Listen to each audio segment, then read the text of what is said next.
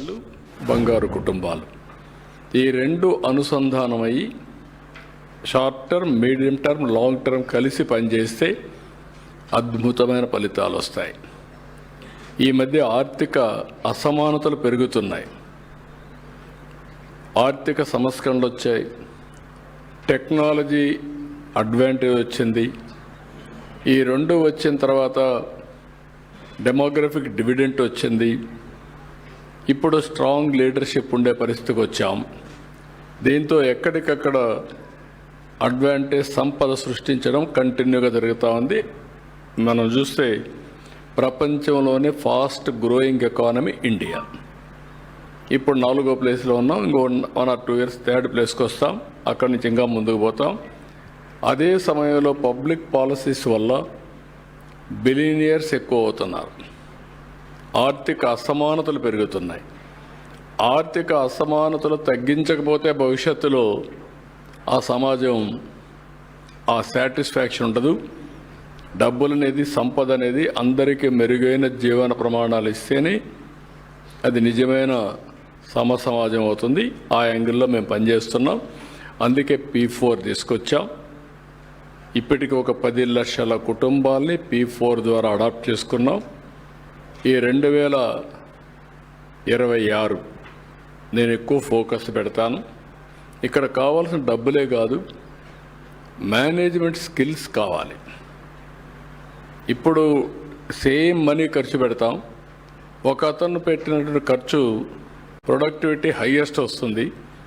కొంతమంది ఆ సమయంలో నిర్ణయం తీసుకోలేకపోతే అనుకుంటారు. ఒక ఊర్లో 5 ఎకరాల పొలం ఉంటే ఒక ఆయన 5 ఎకరాల పొలం చేస్తాడు, ఇంకొక ఆయన 5 ఎకరాల పొలం చేస్తాడు. ఒక ఆయన చేసిన ఆయన మంచి పంటలు వేస్తాడు, దిగుబడి ఎక్కువ చేస్తాడు, ఖర్చు తక్కువ పెడతాడు.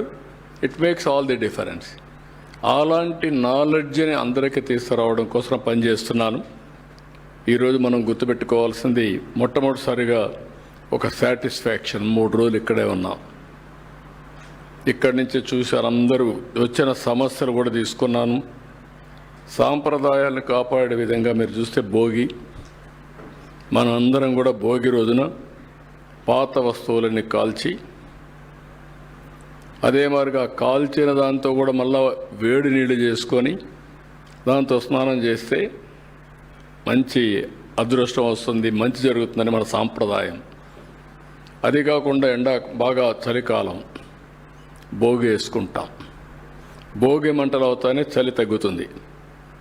ఇంకా రాను రాను శివరాత్రికి వస్తే శివ అంటూ ఉండే చలి కూడా పోయి ఎండలు వస్తాయి. ఇది మన సాంప్రదాయం. మన పండుగలతో మన యొక్క వాతావరణాన్ని కూడా ఎప్పటికప్పుడు బేరీ చేసుకుంటూ ఉంటాం. రెండవది సంక్రాంతి, రైతుల పండుగ. రైతులందరూ కూడా ఫ్రెష్గా పంటలన్నీ వస్తాయి, కొత్త పంటలు, పిండి వంటలు. ఆడ నుంచి అందరూ కూడా బంధువులంతా కూర్చొని ఆనందంగా ఎంజాయ్ చేసి దిగుబడి వచ్చి రైతు ఆనందంగా ఉండే సమయం ఇది. అదే సమయంలో అమ్ముకుంటే డబ్బులు వస్తాయి. ఇటీవల కాలంలో 10,000 కోట్ల రూపాయలు ఒక్క ధాన్యాన్ని అమ్మితే డబ్బులు వచ్చాయి. 24 గంటలు పే చేశాం. రైతుల ఆనందానికి బ్రహ్మాండంగా ఆనందంగా ఉండే పరిస్థితికి వస్తున్నారు రెండు జరిగినప్పుడు. ఇక్కడ వచ్చినప్పుడు సంక్రాంతి రోజున మన పెద్దలను తలుచుకుంటాం. ఇది మన సాంప్రదాయం, నివాళులు అర్పిస్తాం. అందుకే పెద్ద పండుగ కూడా ఇది. పెద్దలందరికీ, లేకపోతే అదర్వైజ్ మన పెద్దల్ని మనం గుర్తుపెట్టుకోలేకపోతే ఇంకా మన వారసత్వం లేదు, మన మనుషులమే కాదు, మనకు జంతువులకి తేడా కూడా లేదు. అలాంటిది పెద్ద పండుగ జరుపుకొని మన పూర్వీకులందరికీ ఓసారి 2-3 తరాలకు, 3-4 తరాలకు కూడా ఫోటోలు పెట్టి పూజలు చేసిన వాళ్ళు అర్పిస్తాం. అదే మన సాంప్రదాయం. ఈరోజు మీరు చూశారు, మేము కూడా మా తల్లిదండ్రులకి, మా బ్రదర్ చనిపోతే ఆయన, మా మామగారు, మా పార్టీ అధినేత, మా అత్త, మా అందరి గుండె వాళ్ళు అర్పించాం. ఇంకొక పక్కన కనుమ పండుగ. నేచర్ని ఆరాధించేది మన సంస్కృతి. ప్రకృతితో, అందుకే కాటమరాయుడు మనంతా కూడా పూజ చేస్తాం, పశువుల పండుగ చేస్తాం, పశువులను అలంకరిస్తాం. ఈ ప్రాంతంలో జల్లికట్టు కూడా చేస్తాం. ఒకప్పుడు ఇక్కడ కూడా కోడి పందాలు ఉండేటివి, అవి కూడా నేను చూశాను. ఇక్కడ కొన్ని ఎక్కడైతే కోడి పందాలు కూడా ఆడేవాళ్ళు, కోడి పందాలు జరిగేటివి. దానికి ఆ కోళ్ళు కూడా తయారు చేసుకునేవాళ్ళం. మంచి కోడి పుంజుల్ని తయారు చేసి కోడి పందాలు కూడా ఇచ్చేసి అది ఒక వినోదం కింద వారసత్వం కింద చేశాం. అలాంటివన్నీ సాంప్రదాయంగా వచ్చాయి. అలాంటి సాంప్రదాయాల్ని మళ్ళీ ఒకసారి పునరుద్ధరించుకోవడం మనం చేసుకుంటూ ముందుకు పోతున్నాం. ఇక్కడికి వచ్చినప్పుడు మీ అందరికీ ఇది వారసత్వం. అందరికీ మరొకసారి హ్యాపీ సంక్రాంతి, అదే మరి హ్యాపీ కనుమ కూడా. సంక్రాంతి కనుమ శుభాకాంక్షలు. భోగి అయింది కాబట్టి దానికి కూడా అభినందనలు. ఇంకొక పక్క నేను ఇక్కడికి వచ్చినప్పుడు 2047 విజన్ స్వర్ణ ఆంధ్రప్రదేశ్, అదే సమయంలో భారతదేశం వికసిత్ భారత్ 2047 వాళ్ళు ఏదైతే తయారు చేశారో దానికి అనుసంధానంగా మనం కూడా 2047కి స్వర్ణ ఆంధ్రప్రదేశ్ తయారు చేసుకుంటున్నాం. అదే సమయంలో నిర్దిష్టమైన లక్ష్యాలు పెట్టుకుని 2029కి ఏం చేయాలి, 34కి ఏం చేయాలి, అక్కడి నుంచి మళ్ళీ 5 ఏళ్ళకి ఏం చేయాలి, ఎవ్రీ 5 ఇయర్స్కి అదే మరి ఎవ్రీ ఇయర్కి క్వార్టర్లీ మంత్లీ టార్గెట్స్ పెట్టుకొని పనిచేస్తున్నాం. ఇవన్నీ కూడా మా ఉద్దేశం ఒకటే, జీవన ప్రమాణాలు పెరగాలి. ప్రతి ఒక్కరికి వారి యొక్క ఆదాయం పెరగాలి. నేను అందుకే ఎన్నోసార్లు చెప్పాను, వెల్తీ హెల్తీ హ్యాపీ సొసైటీ. ప్రతి ఒక్కరికి ఆదాయం పెరగాలి, ప్రతి ఒక్కరికి ఆరోగ్యం బాగుండాలి, ప్రతి ఒక్కరికి ఆనందంగా ఉండాలి. పండుగలు ఇవన్నీ ఆనందాన్ని ఇస్తాయి. ఈరోజు ఇక్కడ వచ్చాం, లాట్ ఆఫ్ ఫన్.